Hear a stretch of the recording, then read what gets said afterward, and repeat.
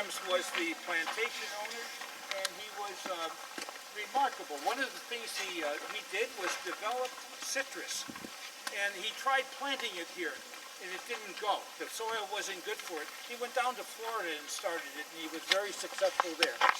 He had a large agricultural base with more than 5,000 in staff. He also was known for the development of refrigeration in this neck of the woods, and obviously in the summer you got to have that. He was quite inventive. He had a competitor named Tom Reeves, and eventually they had a big dispute about this island, and they split it down the middle. And right down the middle or spine of the island, there's a road called Locust Fence. And that was because they built a fence of locust trees that separated one half of the island from the other, and it stood until today, and there's plenty of locust trees. Their primary crops were indigo, and not cotton here, but they tried to put indigo was the real success.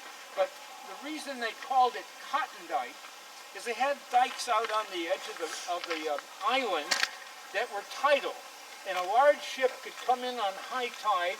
They would load it up during one tide cycle. During low tide, the high tide would come back and it would float back out. And this was a primary supply point to Europe for a product that was being developed around here. There is a historical foundation here that does a lot of studies, a lot of digs, and they find a great deal of archaeological shards, and in fact we have so many things that we found that a lot of the archives for the time being are being stored in Colombia. There's a storage, a secured spot where they keep that, and if we ever develop a history center here, we have the rights to have them come back and show that to everyone, because the place is just rich with history.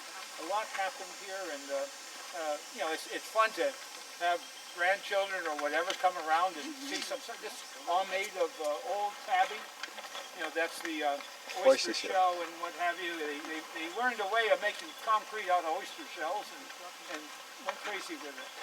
So that's about it. I won't keep you long. Thanks a lot. I'm glad to have you. Yes, thank you very much.